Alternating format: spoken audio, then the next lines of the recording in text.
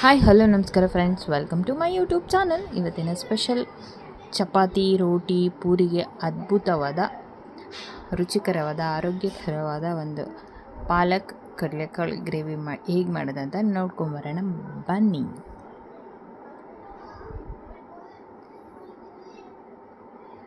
ಒಂದು ಪ್ಯಾನಿಗೆ ನೀರು ಇಟ್ಕೊಂಡಿದ್ದೀನಿ. 1 ಕಟ್ ಪಾಲಕ್ ತೊಗೊಂಡಿದ್ದೀನಿ ನಾನಿಲ್ಲಿ. ಅದನ್ನು ಚೆನ್ನಾಗಿ ತೊಳೆದು ಪಾಲಕ್ ಸೊಪ್ಪು ಹಾಕೋತಿದ್ದೀನಿ. 1-2 ನಿಮಿಷದಲ್ಲೇ ಪಾಲಕ್ ಸೊಪ್ಪು ಬೇಯುತ್ತೆ. ಇದು ಬೆಂದಿದೆ. ಇವಾಗ ಮಿಕ್ಸಿಗೆ ಹಾಕೊಳ್ಳೋಣ. ತಣ್ಣಗಾದ್ಮೇಲೆ ಪಾಲಕ್ ಸೊಪ್ಪು, ತೆಂಗಿನಕಾಯಿ ತುರಿ ಇದು ಇಷ್ಟನ್ನು ನುಣ್ಣಗೆ ರುಬ್ಕೊಳ್ಳೋಣ.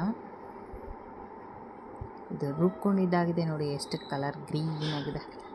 ಈಗ ಅದೇ ಪ್ಯಾನಿಗೆ ಎಣ್ಣೆ, ಸಾಸಿವೆ, ಜೀರಿಗೆ,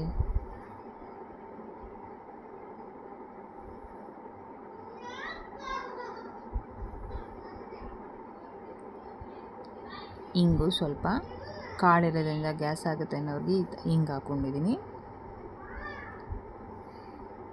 ಈ ಥರ ಒಂದು ಬೆಳಗ್ಗೆ ಹೊತ್ತು ಲಂಚ್ ಬಾಕ್ಸಿಗೆ ಮಾಡಿಕೊಡಿ. ಚಪಾತಿ, ರೋಟಿ, ಪೂರಿ ಜೊತೆಗೆ ಸೂಪರಾಗಿರುತ್ತೆ. ಕರಿಬೇವು, ಈರುಳ್ಳಿ ಹಾಕ್ಕೊಂಡಿದ್ದೀನಿ. ಕೈ ಆಡಿಸ್ಕೊಳ್ಳೋಣ. ನಿಮ್ಮ ಡಬ್ಬಿ ಖಾಲಿ ಆಗದಿದ್ದರೆ ಕೇಳಿ, ಅಷ್ಟು ಟೇಸ್ಟಿ ಆ್ಯಂಡ್ ಹೆಲ್ತಿಯಾಗಿರುತ್ತೆ. ಇದು ಚೆನ್ನಾಗಿ ಫ್ರೈ ಮಾಡ್ಕೊಳ್ಳೋಣ ಈರುಳ್ಳಿನ. ಪಾಲಕ್ ಸೊಪ್ಪಲ್ಲಿ ಎಲ್ಲ ಐರನ್, ಏನೇನು ರೋಗ ನಿರೋಧಕ ಶಕ್ತಿ ಎಲ್ಲ ಇದೆ ಅದರಲ್ಲಿ. ಸ್ವಲ್ಪ ಬಿಳಿ ಎಳ್ಳು ಹಾಕ್ಕೊಂಡಿದ್ದೀನಿ. ತುಂಬಾ ಒಳ್ಳೆಯದು ಪಾಲಕ್ ಸೊಪ್ಪು. ವಿಟಮಿನ್ ಇ, ಡಿ, ಸಿ ಎಲ್ಲ, ಮೆಗ್ನೀಷಿಯಮ್ ಎಲ್ಲ ಇದೆ ಅದರಲ್ಲಿ. ಈವನ್ ಮಕ್ಕಳಿಗಂತೂ ನೀವು ಮಸ್ಟ್ ಆ್ಯಂಡ್ ಶುಡ್ ಕೊಡಲೇಬೇಕು ಪಾಲಕ್ ಸೊಪ್ಪು ಮಾತ್ರ.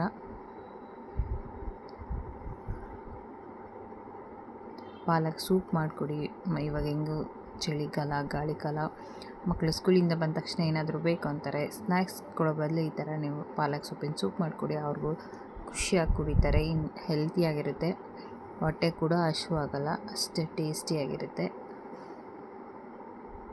ಟೊಮೊಟೊ ಹಾಕ್ಕೊಂಡಿದ್ದೀನಿ. ಇದು 1-2 ನಿಮಿಷ ಬೇಯಲಿ.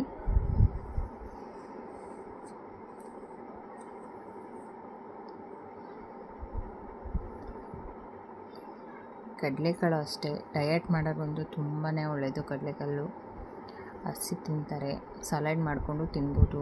ಈ ಥರ ಗ್ರೇವಿ ಮಾಡಿಕೊಂಡು ತಿನ್ನಿ. ಅರಿಶಿನ ಹಾಕಿದ್ದೀನಿ. ಖಾರಕ್ಕೆ ಖಾರದ ಪುಡಿ ಎಷ್ಟು ಬೇಕೋ ಅಷ್ಟು ಹಾಕೊಳ್ಳಿ.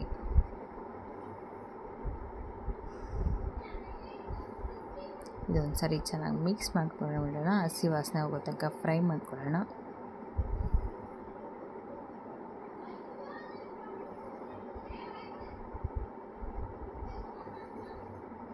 ಯಾರಾದರೂ ನನ್ನ ಚಾನಲ್ ಹೊಸ್ದಾಗಿ ನೋಡ್ತಿದ್ರೆ ಪ್ಲೀಸ್ ಸಬ್ಸ್ಕ್ರೈಬ್ ಮಾಡ್ಕೊಳ್ಳಿ. ನಿಮ್ಮ ಫ್ರೆಂಡ್ಸ್ ಆ್ಯಂಡ್ ಫ್ಯಾಮಿಲಿಗೆ ಶೇರ್ ಮಾಡಿ.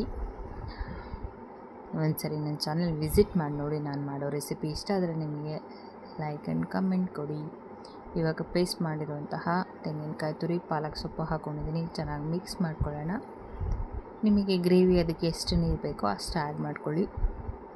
ಇದು 1-2 ನಿಮಿಷ ಕುದಿಬೇಕಿದ್ರಲ್ಲಿ. ಆಮೇಲೆ ನೀರು ಆ್ಯಡ್ ಮಾಡ್ಕೊಳ್ಳೋಣ.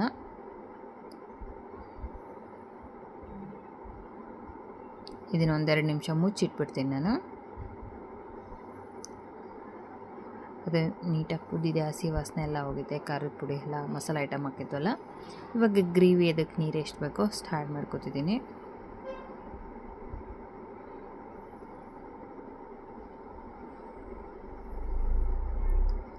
ನಾನು ಕಡಲೆಕಾಳು ಮುಂಚೆನೇ ಬೇಯಿಸಿಟ್ಕೊಂಡಿದ್ದೆ, ಹಂಗಾಗಿ ಅದನ್ನು ವೀಡಿಯೋ ಸ್ಕಿಪ್ ಆಗಿದೆ, ಅದು ತೋರ್ಸೋಕ್ಕಾಗಿಲ್ಲ. ವಿಡಿಯೋ ಸ್ಕಿಪ್ ಆಗಿದೆ ಮೀನ್ಸ್ ವಿಡಿಯೋ ಮಾಡೋಕ್ಕಾಗಿಲ್ಲ. ಕಡಲೆಕಾಳು ನೆನೆಸಿ ಬೇಯಿಸಿರೋದನ್ನು, ಹಾಗಾಗಿ ಬೇಯಿಸಿಟ್ಕೊಂಡಿದ್ದೀನಿ ಆಲ್ರೆಡಿ ನಾನು.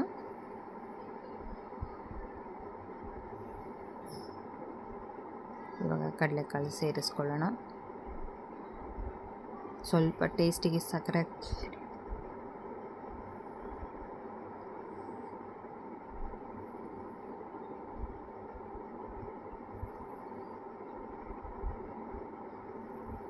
ಬೇಯಿಸಿರುವಂತಹ ಕಡಲೆಕಾಳು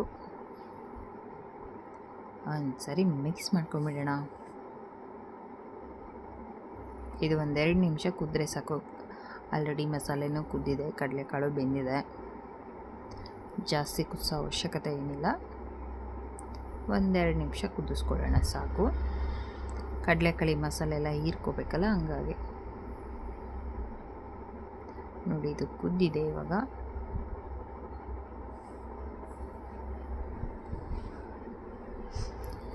ಸಖತ್ ಟೇಸ್ಟಿಯಾಗಿರುವಂತಹ, ಆರೋಗ್ಯಕ್ಕೆ ತುಂಬಾ ಒಳ್ಳೆಯದು ಪಾಲಕ್ ಸೊಪ್ಪು, ತುಂಬಾ ಒಳ್ಳೆಯದು. ಕಡಲೆಕಾಳು ಅಷ್ಟೇ, ತುಂಬಾ ಒಳ್ಳೆಯದು. ಮೇಲೆ ಸ್ವಲ್ಪ ಕೊತ್ತಂಬರಿ ಸೊಪ್ಪು ಹಾಕ್ಕೊಂಡಿದ್ದೀನಿ.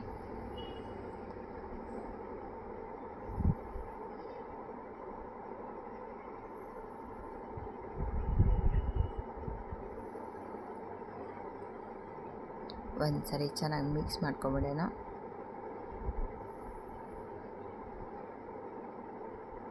ಇದು ಗ್ರೇವಿ ರೆಡಿಯಾಗಿದೆ. ಫ್ರೆಂಡ್ಸ್, ಈ ವಿಡಿಯೋ ಇಷ್ಟ ಆಗಿದ್ದಲ್ಲಿ ಲೈಕ್ ಮಾಡಿ, ಕಮೆಂಟ್ ಮಾಡಿ, ನಿಮ್ಮ ಫ್ರೆಂಡ್ಸ್ ಆ್ಯಂಡ್ ಫ್ಯಾಮಿಲಿಗೆ ಶೇರ್ ಮಾಡಿ. ವಿಡಿಯೋ ಕೊನೆ ತನಕ ನೋಡಿ, ಎಲ್ಲಿ ಸ್ಕಿಪ್ ಮಾಡಬೇಡಿ. ಯಾರ್ಯಾರಿಗೆಲ್ಲ ಈ ವಿಡಿಯೋ ಇಷ್ಟ ಆಯಿತು, ನಿಮ್ಮ ಫ್ರೆಂಡ್ಸ್ ಆ್ಯಂಡ್ ಫ್ಯಾಮಿಲಿಗೂ ಶೇರ್ ಮಾಡಿ. ನನ್ನ ಚಾನಲ್ನ ಇದೇ ರೀತಿ ನೀವು ಸಪೋರ್ಟ್ ಮಾಡ್ತಾಯಿದ್ರೆ ಒಳ್ಳೆ ರೆಸಿಪಿ ಹಾಕ್ತಾಯಿರ್ತೀನಿ. Thank you for watching the video. Once again, thank you so much.